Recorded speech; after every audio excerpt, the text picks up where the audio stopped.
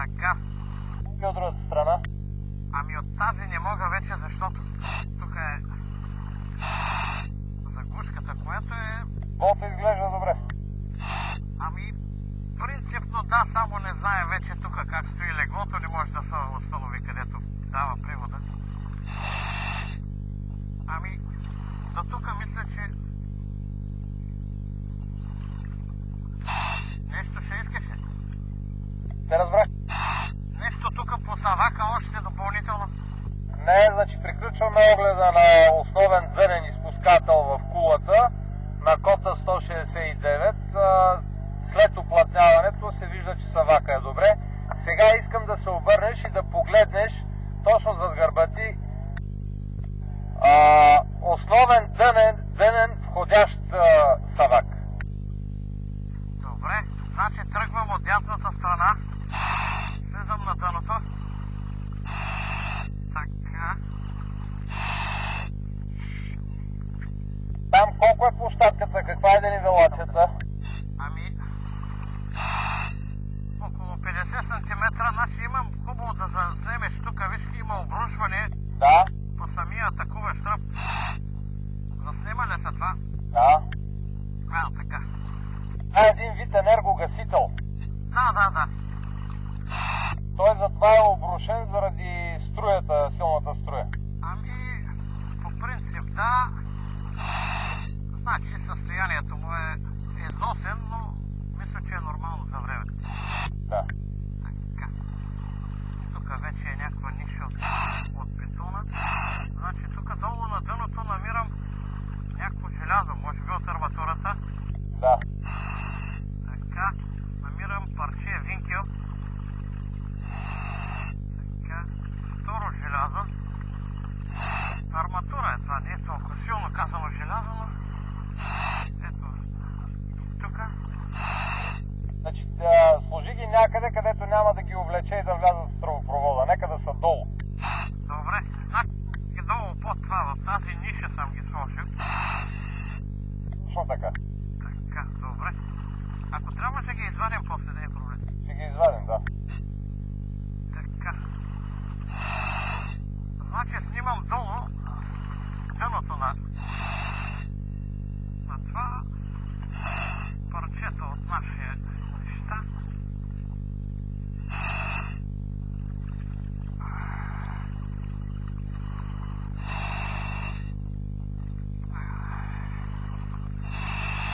И намирам се на входната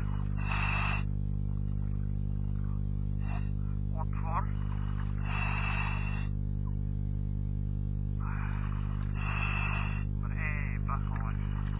Арматури?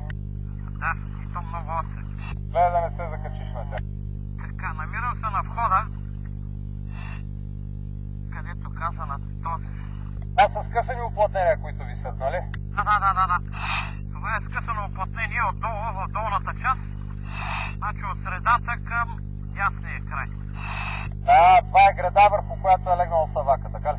Да, сега ще си кажа. Значи почвам от долния десен ъгъл на ляво, да се види. Не искам да го пипам. Виждате ли как е подпряна гредата? Да, чудесно. Значи на нещо е подпрян Савака. Сега ще ви кажа инак. Талпа някаква. Моля? Някаква талпа. Ами, нека да видим, може и камък да е. Така. Да. Това е дърво. Вижда ли се? Да, идеално. Добре. Така. Значи, тя е подпряна и тази табла никога не може да оплътни. Да, още повече като са скъсани уплътненията. А леглото на Савака разбито ли е много? Ами, не. Леглото е здраво, даже се стои и това от... Леглото се стои от метал, което е. Да, значи само трябва да се изчисти от този накип. Да. Да се смени таблата, уплътнението на таблата. Така, да. Значи вдигам главата и започвам да снимам от долния ляв ъгъл нагоре. Разбрах. Значи това, което виси е от някъде отгубено от оплътнение. Това е от вертикала, от левия вертикал. Да. И по-нагоре не мога да видя, защото вече опирам. Горната рамка на прозорец. Да. Почвам горния ръб, който Да. виждам.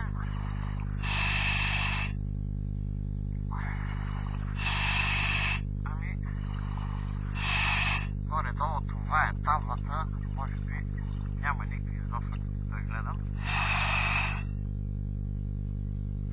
Обаче как се набучих, късах костюма. Къса ли го? Да, нищо малко паднеш. Тук на този шип. Ще го залепим. Добре, някъде нещо искаше точно по това от вътрешния отвор на тази табла. Не, това беше основното. Приключваме с този отвор, тръгваме нагоре. Добре. Чакай да направя поне целия. Така. Нека.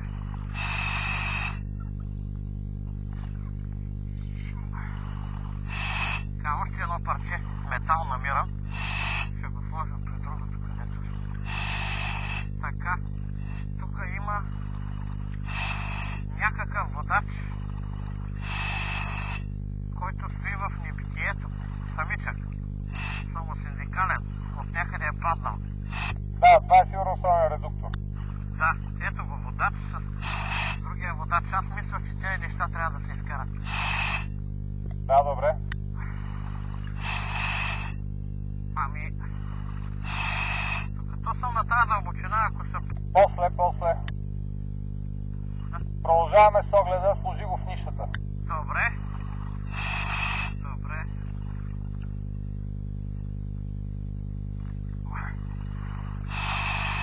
Така. Тръгвам нагоре. Давай.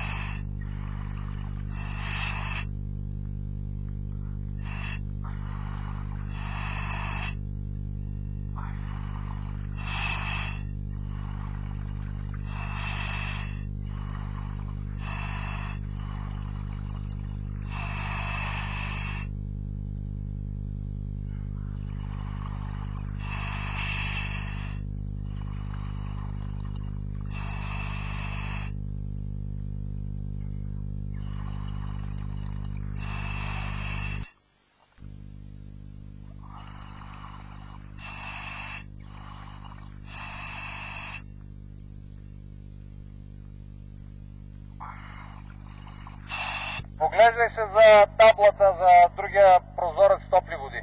Да, разбрах.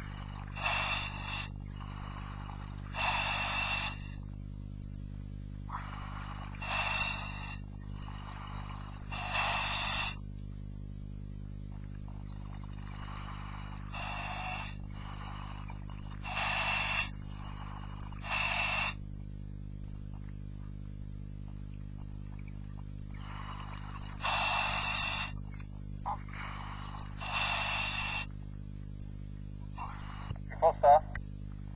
Не, гледам тук водача как е. Ами търса го, той един е отляво, другия отдясно. Да.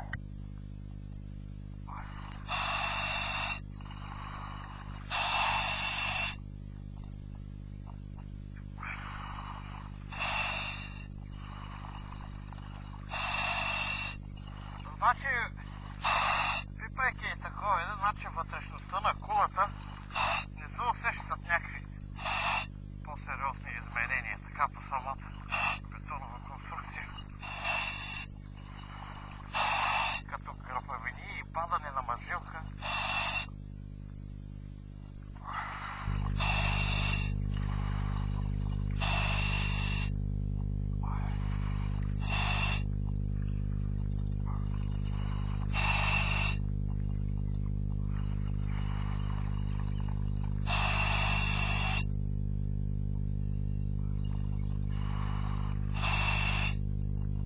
Къде ще е това прозорец? тук около 10 метър. Тук някъде ли?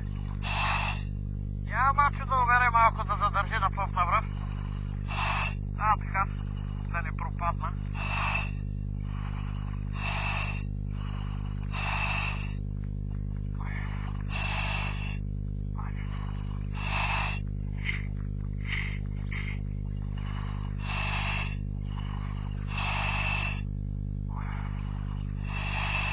Не, това е стълбата, по която се слиза за кулата.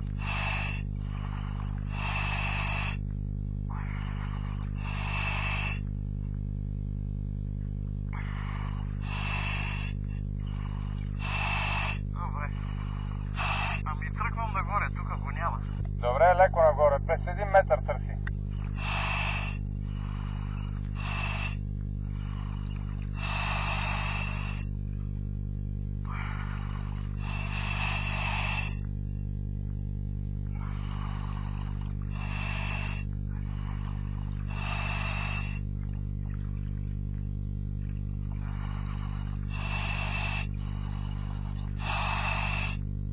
Така, може би е тук някъде има площадка. Там трябва да. Значи, този водач и от друг... Те са външни водачите на тия саваци. Да, представляват П-образна шина, дебела. Ето го. Точно така. Значи, намирам отвор, т.е. ниша. Това е на външния савак. Почвам да снимам от долния десен ъгъл. Може да разбереш от коя страна се намира този савак? Значи този савак се намира, ако застана срещу штангата от лявата страна. Разбрах. На този, на който са демонтирани редукторите и щангите. Шо така? Да. Така. Савака е в положение затворен. Така. Виждате ли, това е долният десен ъгъл. Да. Така.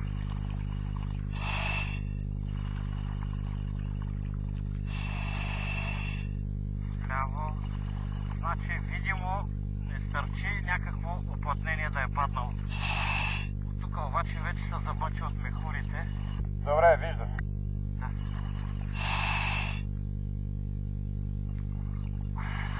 Оп. Ами, значи това е. Този хидрозатвор е в... Вратата е в затворено положение. Разбрах. Нещо имаше по него още. Сега ще се хванеш за щангата и ще тръгнеш по щангата, като ще гледаш вдясно на метър и половина някъде. Там в тая зона трябва да бъде следващия след около 4-5 метра. Добре. Тръгвам. Давай. Искаш ли да заснимаш точно какво представлява водача? Това той изкъртен е ли? Да, е това тук, където е. Снимам го. Ето го. Това е шина.